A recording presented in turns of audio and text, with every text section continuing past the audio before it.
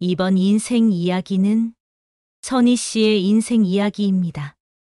올해 65살인 선희 씨는 평범한 가정에서 자랐습니다.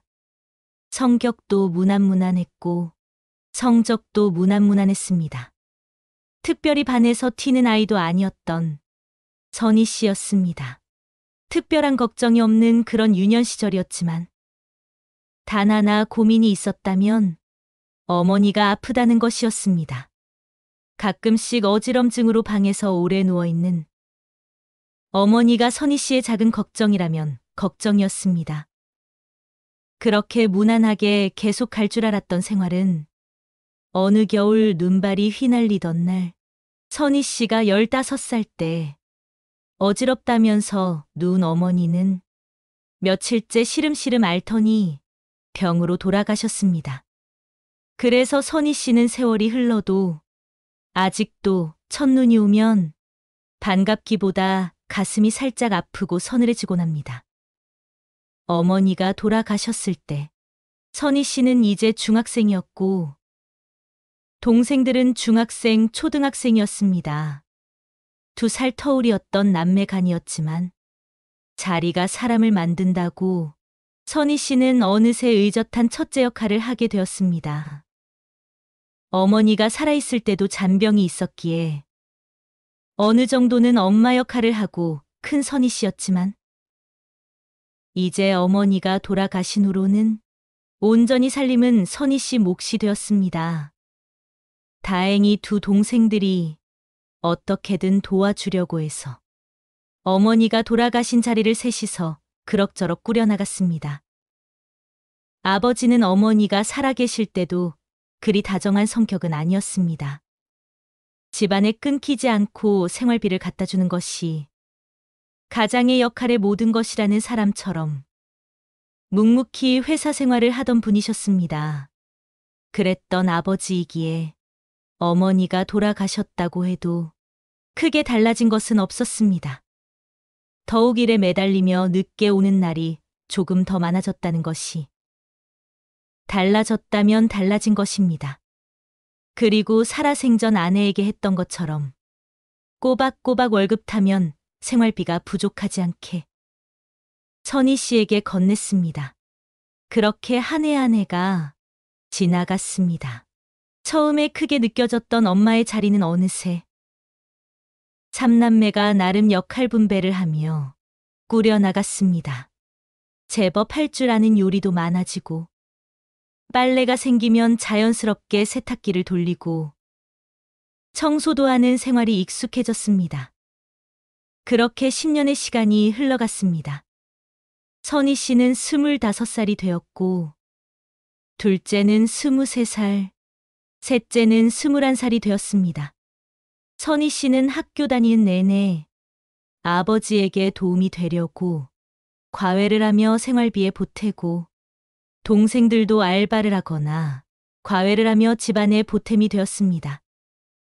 그러던 어느 날 선희 씨가 동네 슈퍼에 물건을 사러 가는데 한 아주머니가 선희 씨를 불렀습니다.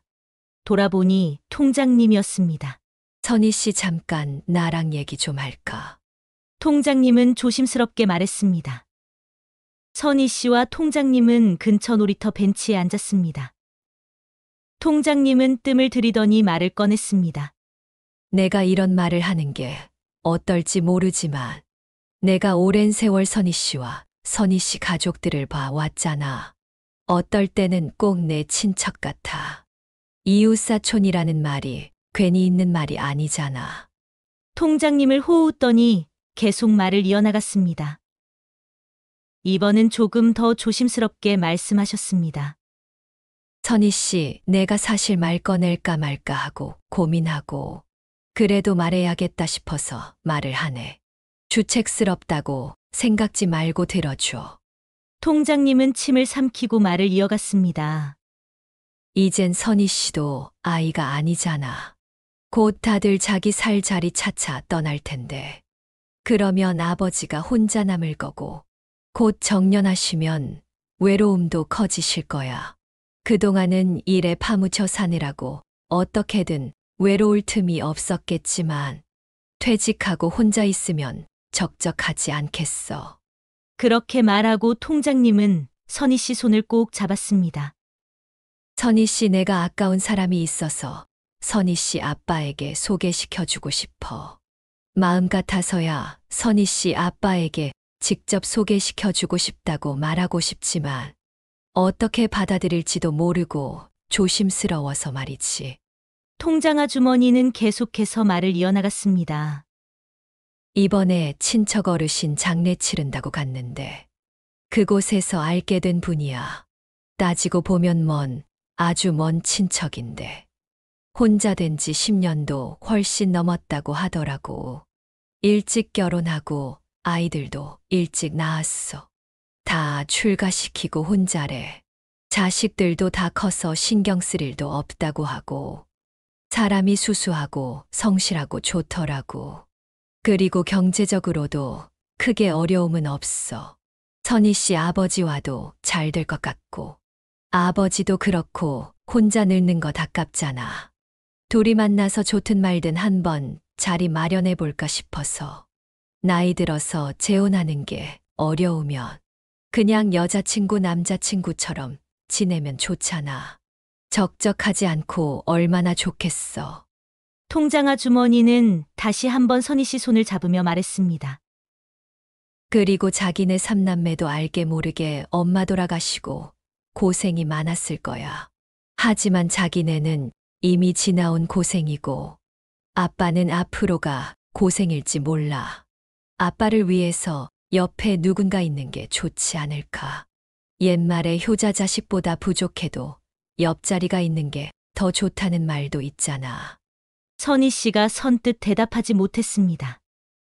통장 아주머니는 선희 씨에게 미소 지으며 말했습니다. 나 강요하는 거 아니야.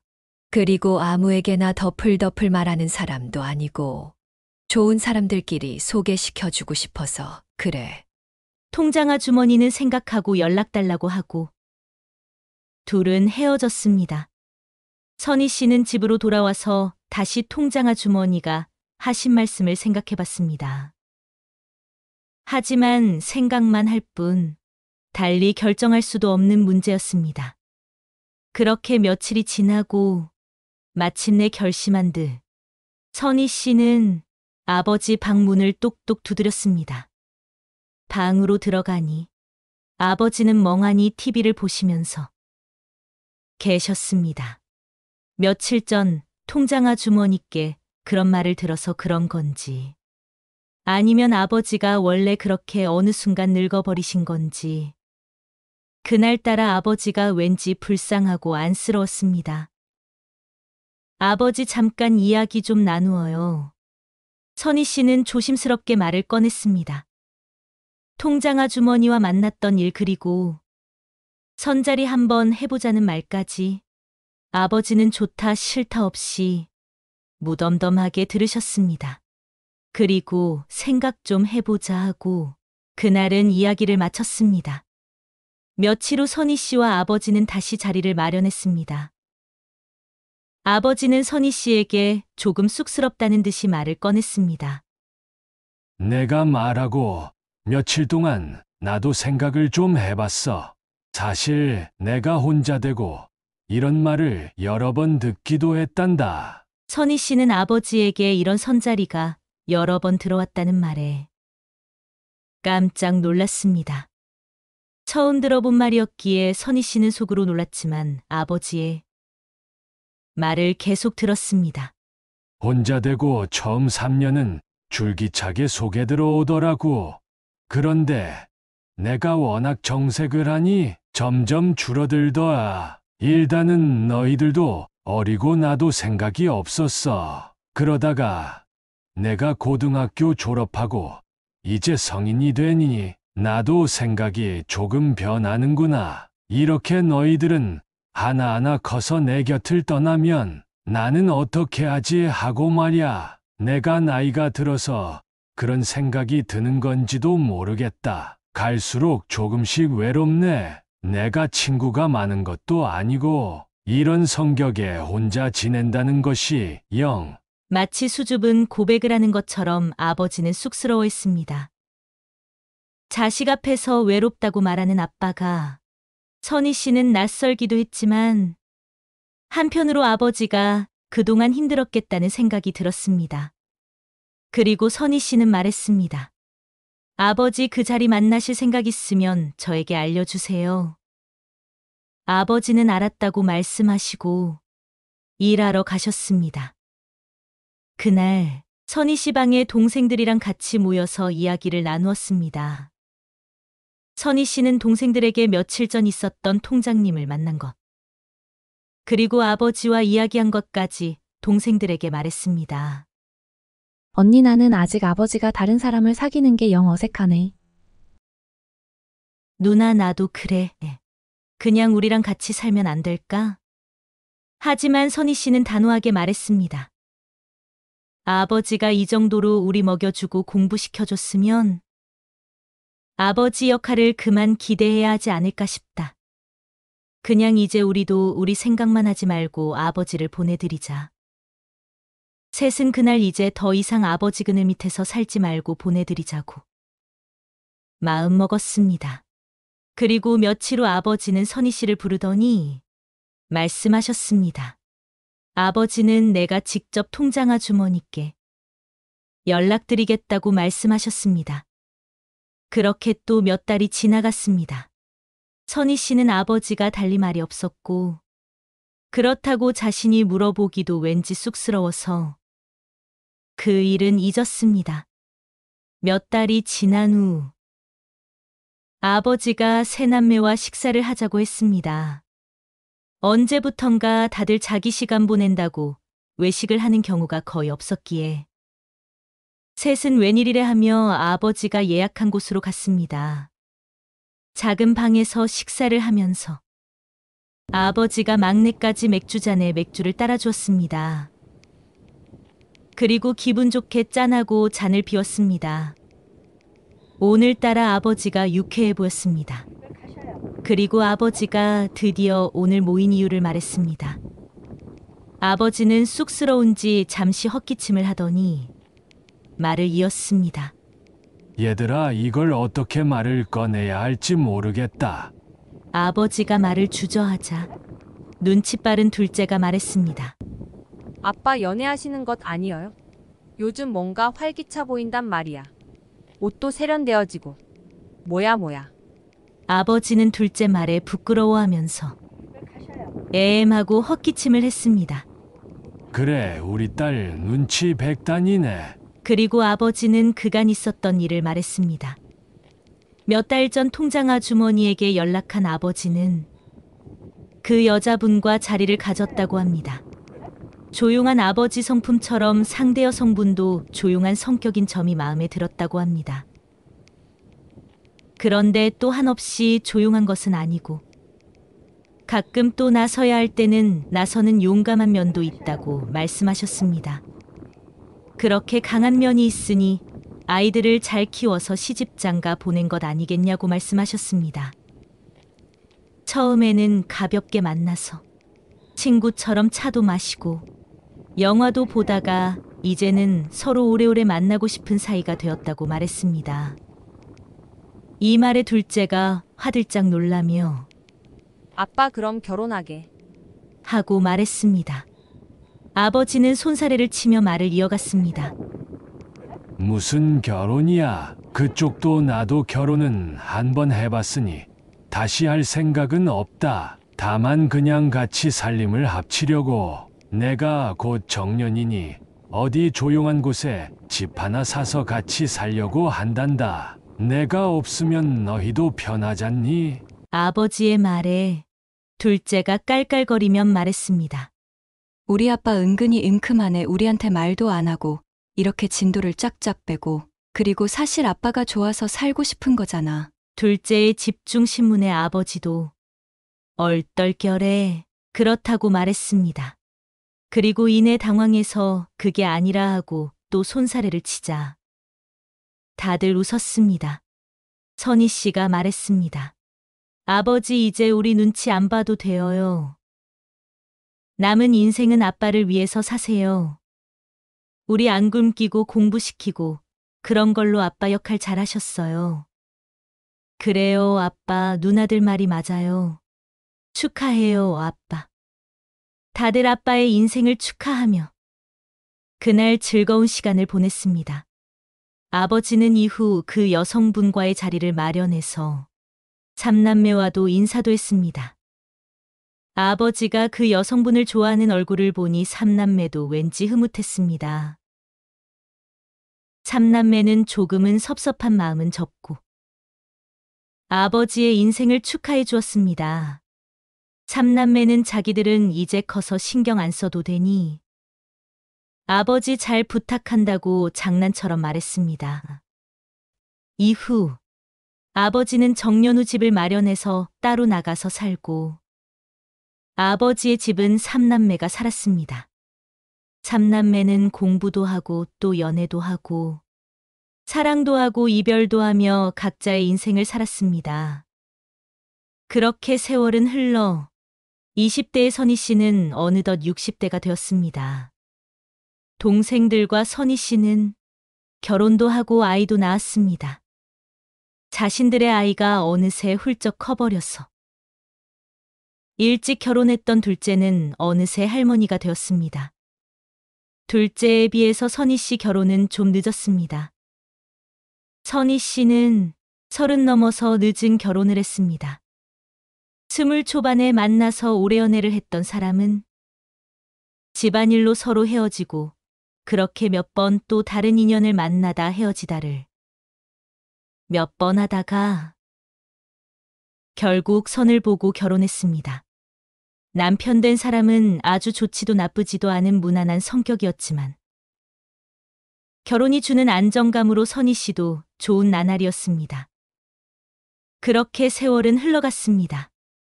선희 씨의 인생이 막이 이제부터 시작됩니다. 남들처럼 조금은 힘들거나 수월하거나 하면서 선희 씨의 인생이 흘러갔습니다. 이 시간까지 오는 동안 선희 씨 인생에 있었던 굵직굵직한 일을 한번 되돌아보겠습니다. 30 넘어서 결혼한 선희 씨는 아이들도 조금 늦어졌습니다. 어린 나이에 어머니를 잃은 선희 씨 가슴 한편의 슬픈 기억 때문인지 선희 씨는 그렇게 자식에 대한 갈망은 큰 편이 아니었습니다. 그래서 아이가 생기면 감사히 키우고 아니면 그냥 남편과 오순도순산란하는 마음으로 선희 씨는 지냈습니다. 그에 반해서 같은 배에 나온 삼남매라도 어릴 때의 추억과 고생은 다 다른 것인지 둘째는 일찍 결혼하고 아이도 일찍 낳고 가정에 푹 빠져서 살았습니다. 어떻게 보면 크게 고민하지 않고 매사를 쉽게 넘기는 둘째 특유의 낙천적인 성격이 둘째의 수월한 인생길에 한몫한 듯 싶었습니다. 그리고 막내도 크게 다르지 않습니다. 조금은 여린 면이 있는 듯한 막내였지만 크면서 점점 대범해지고 자기 일도 잘해 나가고 딱 부러지는 참한 여자를 만나서 잘 살고 있습니다. 삼남매는 세월 따라 자신들이 만든 새로운 보금자리에서 각자 잘 살아갔습니다. 두 동생들이 그런 평온한 삶을 사는 동안 선희 씨 인생은 그렇게 수월하지는 않았습니다. 늦은 나이에 만난 남편 사이에서 아이도 태어나고 선희 씨는 엄마도 되었습니다. 아이들은 키우며 무난하게 세월이 흘러갔습니다. 그렇게 쭉 말년까지 같으면 좋았겠지만 몇 년 전 남편은 병으로 세상을 떠나고 말았습니다. 남편 쪽 집에 내려오는 병이 있는 것도 아니고 그렇다고 남편이 지병이 있었던 것도 아닌데 어느 날 남편은 건강검진에서 받은 암 진단 내용을 전해 듣고 나서는 급격하게 병세가 심화되었습니다. 선희 씨는 어떻게든 큰 돈을 들이고 집을 팔아서라도 고치고 싶었지만 구체적으로 손을 써보기도 전에 병세가 심해지더니 남편은 세상을 달리했습니다. 이제 막 선희 씨가 50 중반을 넘은 나이였습니다. 선희 씨보다 10살 나이가 많았던 남편은 선희 씨를 두고 가는 게 미안하다는 말을 남기고 세상을 떴습니다. 그나마 다행인 것은 남편이 생전에 선희 씨 모르게 사둔 지방 작은 건물로 경제적 어려움은 크지 않았습니다. 슬픈 와중에도 그래도 나를 위해서 이렇게 준비해둔 남편이 고마운 선희 씨였습니다. 하지만 현실은 현실. 선희 씨는 상속세를 내기 위해서 고민을 하다가 남편과 살았던 큰 집은 처분하고 남편이 사둔 건물이 있는 지방으로 내려갔습니다. 비록 작은 건물이었지만 그곳에서 나오는 월세로 사는데 큰 어려움은 없었습니다. 선희 씨가 씀씀이가 해픈 편도 아니었기에 하루하루 무난하게 지나가는 일상에 감사해야 하는 선희 씨였습니다. 그렇게 몇 년을 또 새로운 곳에서 지내던 선희 씨에게 새로운 고민이 다가왔습니다. 바로 막내 아들이 선희 씨에게 온 것입니다. 선희 씨는 죽은 남편 사이에 두 아들을 낳았습니다. 잠시 두 아들과의 시간으로 가보겠습니다. 선희 씨는 늦게 결혼했고 아이들도 늦게 낳아서 키우는데 조금 고생도 했습니다. 두 형제는 성격이 조금 차이가 있었습니다. 첫째는 조용한 편이고 자기 앞가림은 자기가 잘하는 편이었습니다. 어릴 때 툭 하면 발작을 해서 놀래서 응급실에 달려간 것이 한두 번이 아닙니다. 잔병치레도 잦았어. 가슴을 조마조마하며 키웠습니다. 주위 어른들은 아이가 크면 점점 좋아질 거라고 말씀하시더니 정말로 10살이 넘어가면서부터는 더 이상 발작도 없고 무난하게 컸습니다. 이후는 세상에 이렇게 착한 아들이 있나 싶게 소복소복 자기 할 일은 잘해내는 첫째였습니다. 특별히 뒷바라지 하는 것도 없었는데 알아서 상도 타오고 친구들과도 무난하게 지냈어. 선희 씨의 자랑이기도 했습니다. 그에 반해서 둘째는 아기 때는 세상에 이렇게 순둥순둥한 아이가 있나 싶게 순둥이 대회에서 1등할 만큼 순하더니 크면서 점점 거칠어졌습니다. 아무래도 모범생인 큰형과 매사 비교가 되고 둘째 입장에서는 부모의 사랑이 큰 자식에게 쏠린다고 생각해서였는지 속 썩이는 일이 많았습니다.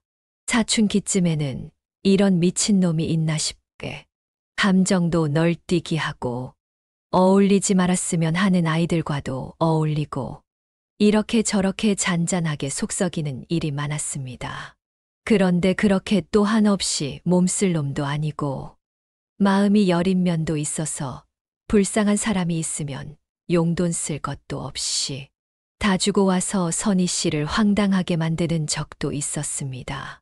첫째 아들은 크게 두드러지는 게 없이 사춘기가 지나갔던 것에 비하면 둘째 아들은 아주 시게 지나갔습니다.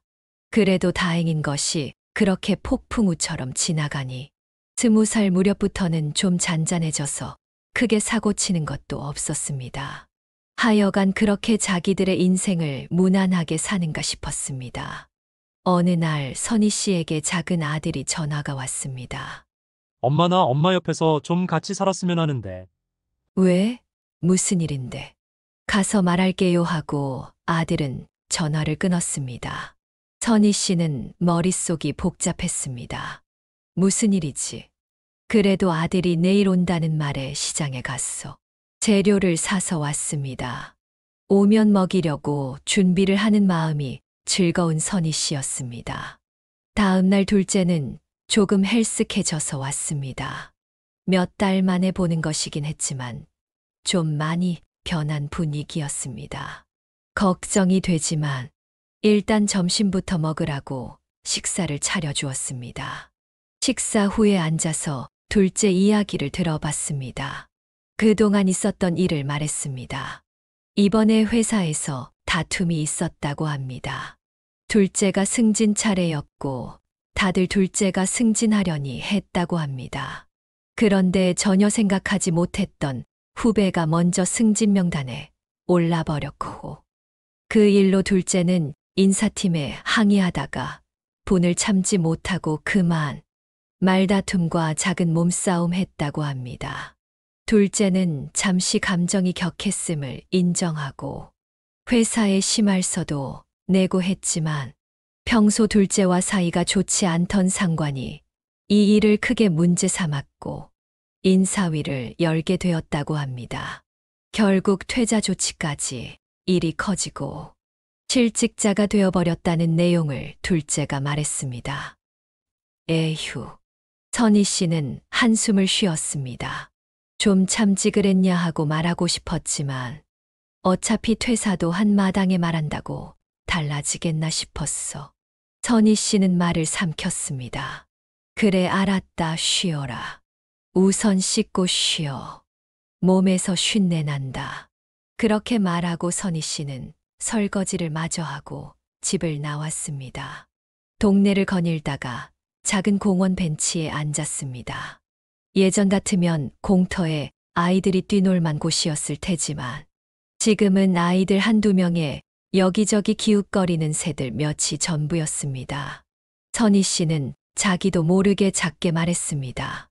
에이구, 이 공원도 내 신세 같구나. 그러다가 서둘러 다시 정신을 챙겼습니다. 그렇게 생각하지 말자고. 이 정도는 다 사는 과정 중에 일어나는 것이라고. 그리 다시 생각을 잡아들고 조금 더 벤치에서 쉬다가 집으로 돌아왔습니다. 둘째는 작은 방에서 자는지 코 고는 소리가 문 밖에서도 들렸습니다.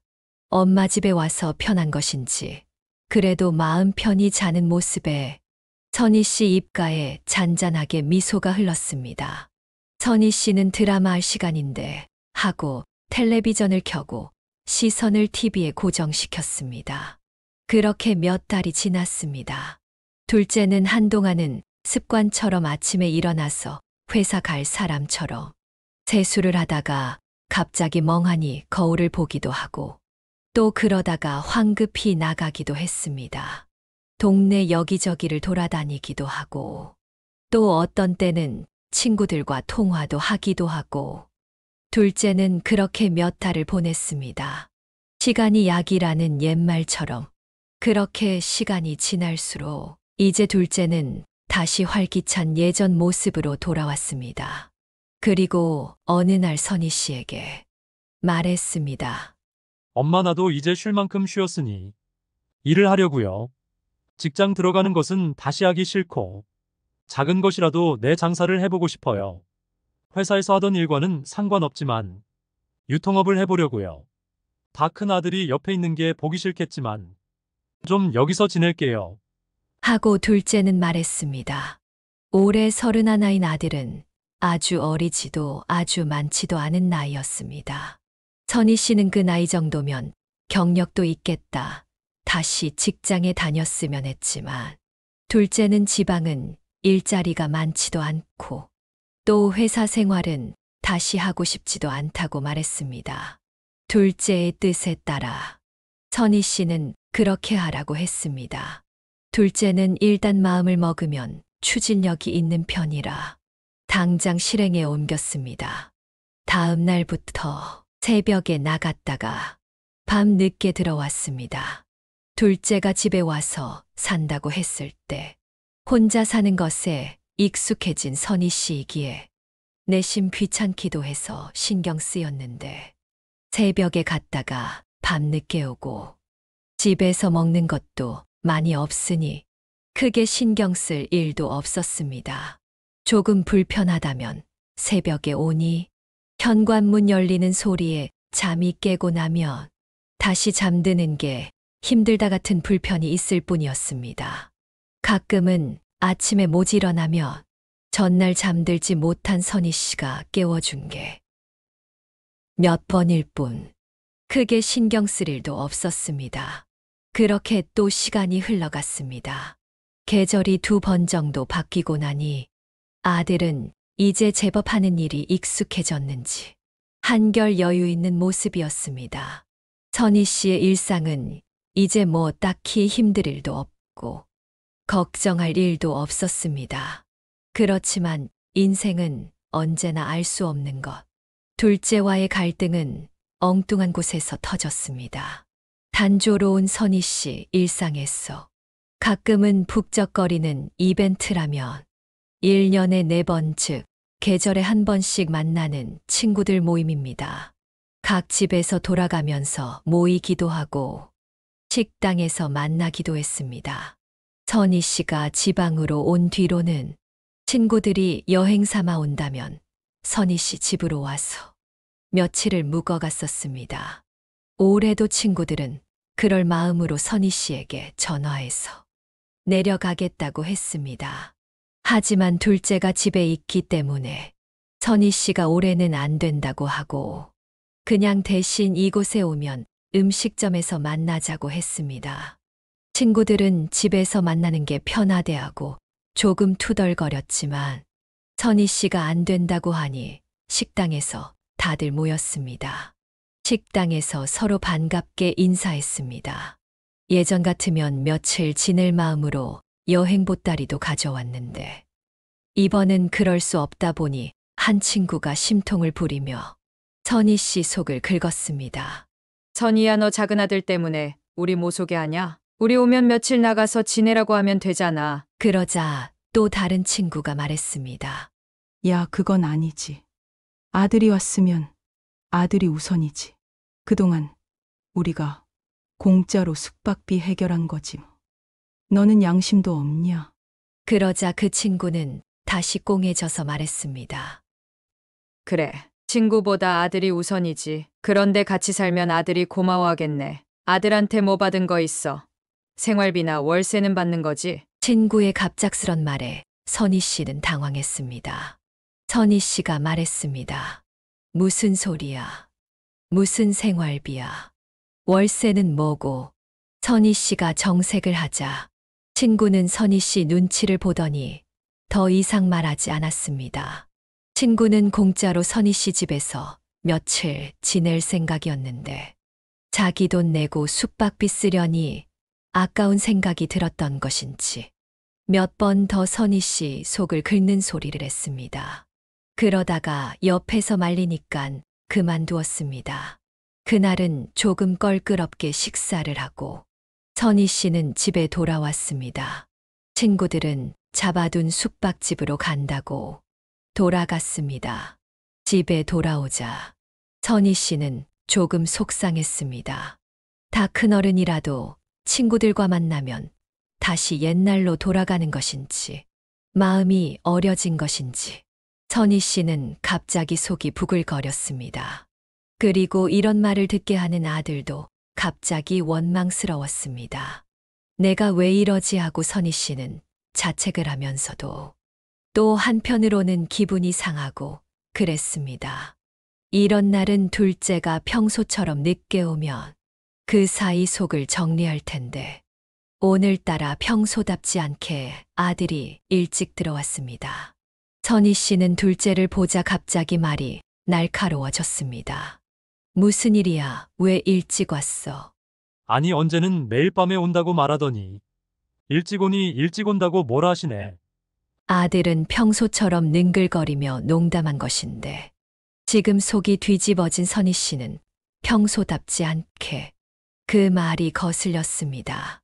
아들이 소파에 앉아서 TV를 켜려고 손에 든 차키를 탁자에 놓았습니다. 평소에 못 보던 차키였습니다. 이게 뭐니? 아, 그거. 사업하려면 있어 보이는 게 중요하잖아요.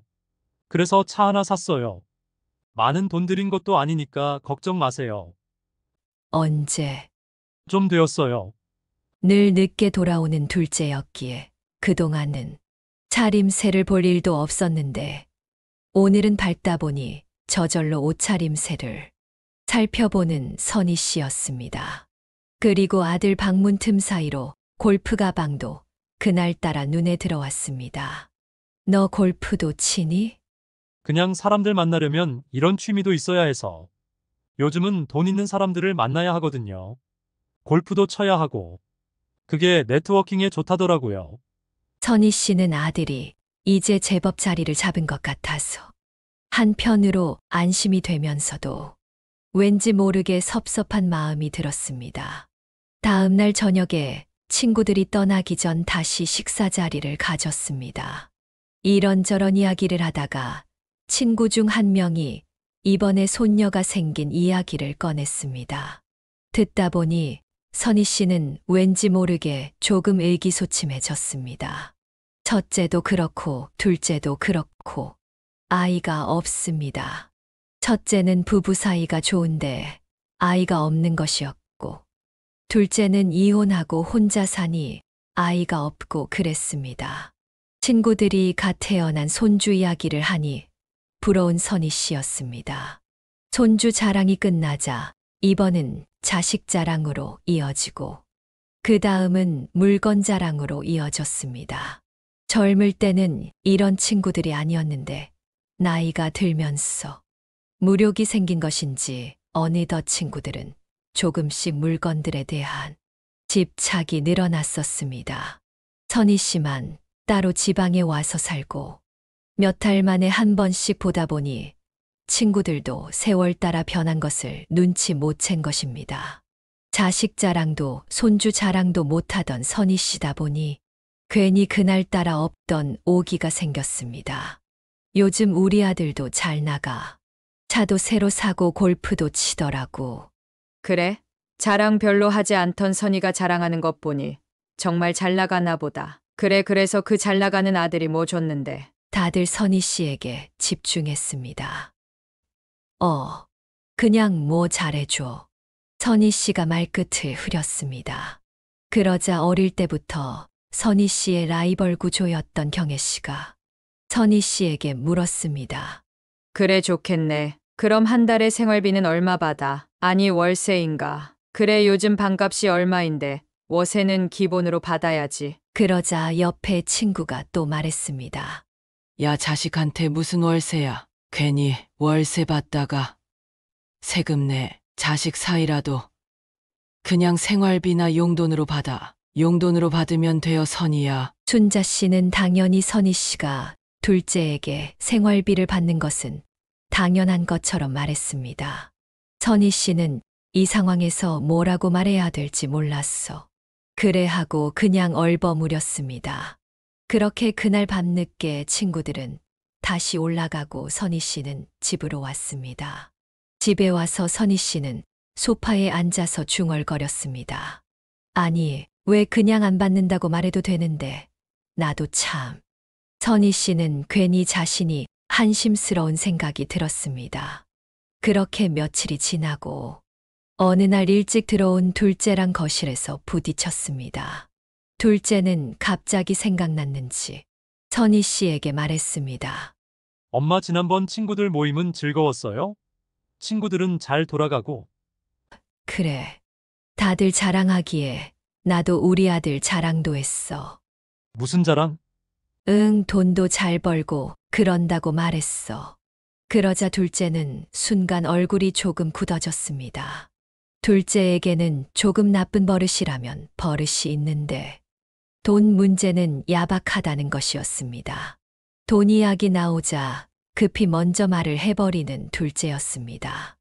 잘 되고 있어요, 엄마. 그런데 사업이라는 게 그렇잖아요. 지금 잘 되어도 앞으로 잘 된다는 보장이 없고. 그래, 알겠어. 그런데 친구들이 묻더라.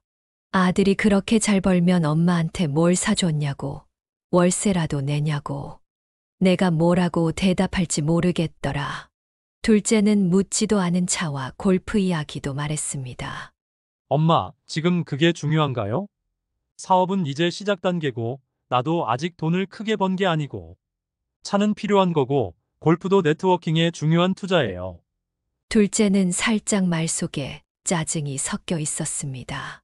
선희 씨는 갑작스럽게 정색하는 둘째에게 말했습니다. 아니, 내가 돈을 달라고 한 것도 아니고 그냥 말한 건데. 그러자 둘째가 말했습니다. 아니, 그러니깐 그런 모임을 왜 나가냐고 가서 이상한 소리나 듣고. 순간 그 말에 선희 씨는 섭섭함이 몰려왔습니다. 어떻게 보면 그렇게 친구들 만나는 것이 유일한 낙이기도 했고, 또 멀리 선희 씨가 사는 곳까지 친구들이 오는 것이돼. 게다가 둘째 때문에 그 전에는 친구들과 이 집에서 며칠을 편히 놀면서 찐했던 것을 지금 누구 때문에 못하는 것이냐 하는 생각에 저절로 말이 날카로워졌습니다. 무슨 말을 그렇게 하니? 그리고 말이 나온 김에 여긴 내 집이잖아. 월세는 못 내도 생활비 정도는 내야 하는 것 아니니?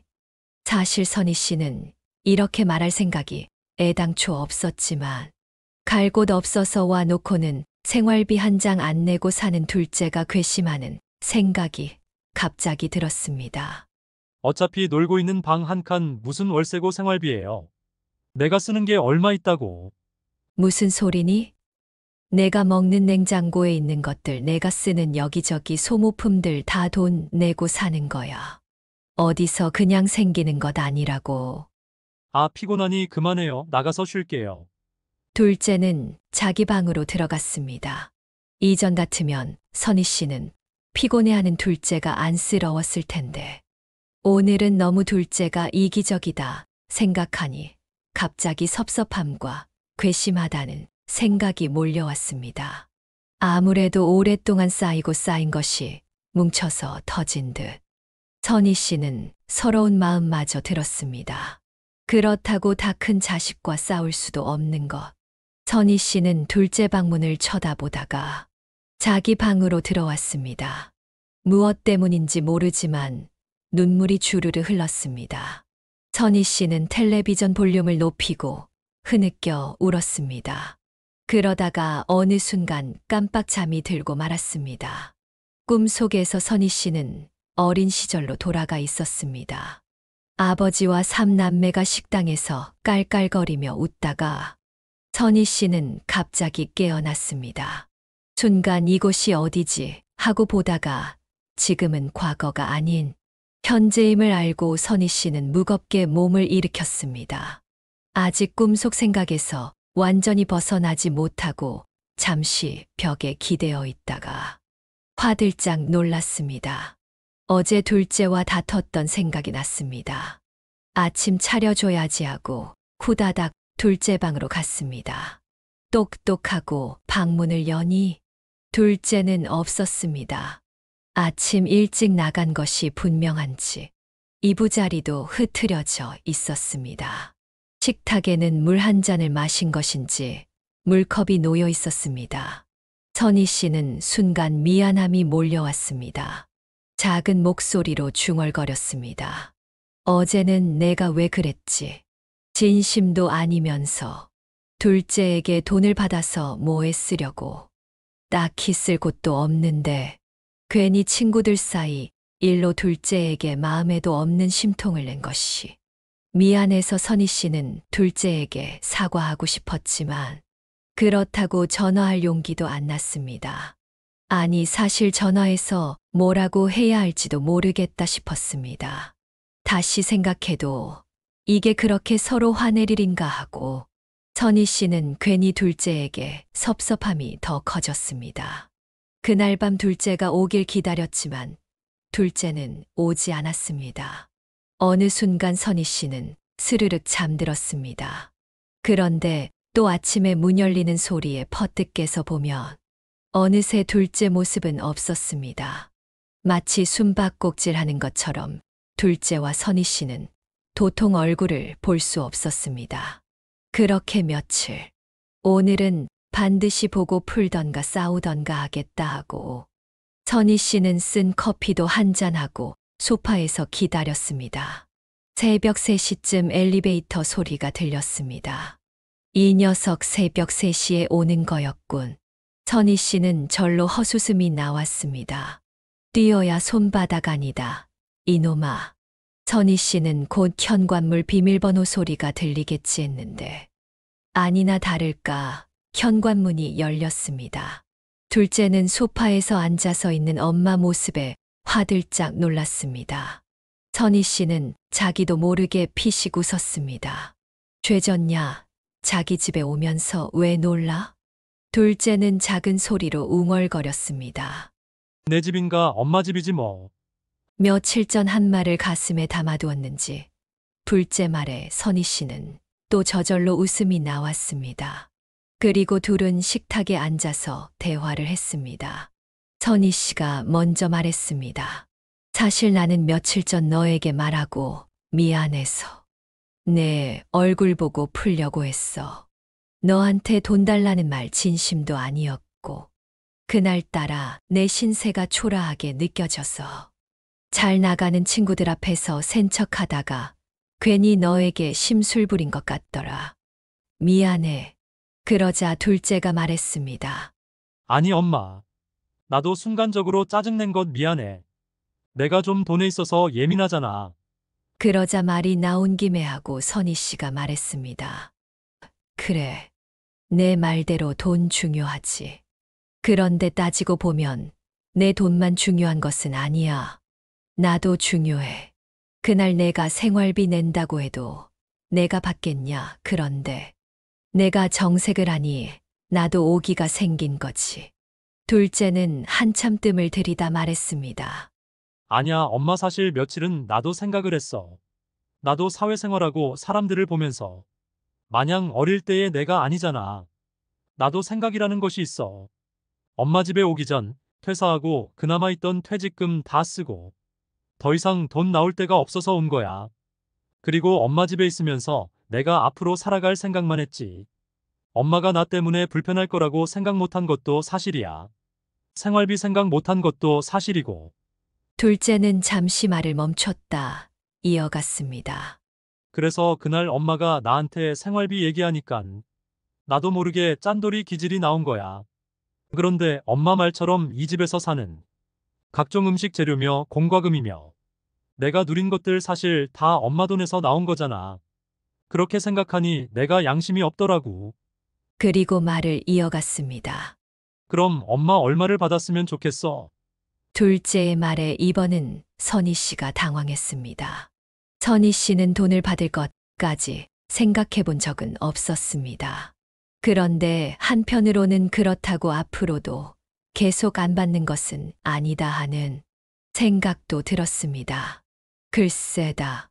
구체적으로 생각해 본 적이 없는데.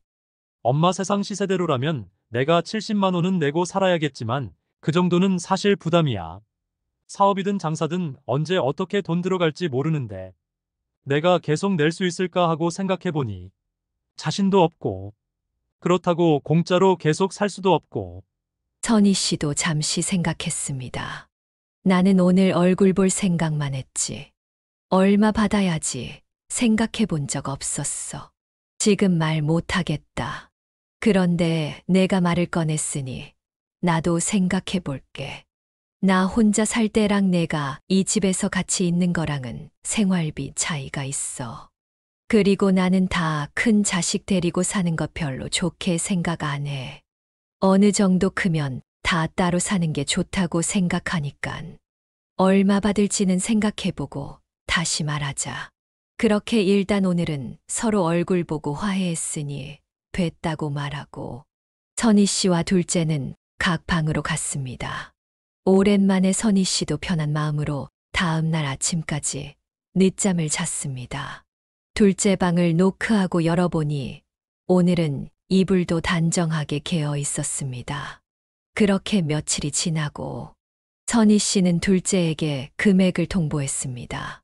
선희 씨는 한 달 공과금 30만 원만 지원해달라고 했지만 둘째는 자기가 그러면 염치가 없다고 45만 원을 내는 것으로 서로 합의했습니다. 그리고 둘째는 점점 여유가 생기면 따로 방을 얻어서 나가겠다고 했습니다. 선희 씨도 그 말에 내심 기뻤습니다. 그래서 있는 동안은 둘째에게 더 잘해줘야지 하고 다짐했습니다. 이렇게 선희 씨와 둘째의 소소한 신경전은 시시하게 그렇지만 아름답게 마무리되었습니다. 둘째가 자리 잡아 다시 집을 나가면 선희 씨는 예전처럼 그런 평온한 하루하루를 지낼 계획입니다. 앞으로도 선희 씨의 노년 생활이 더욱 즐거운 일들이 많이 일어나길 바라며 이번 편 마무리합니다. 함께 해주신 분들도 오늘 하루 좋은 일만 가득하시길 바라며 감사합니다.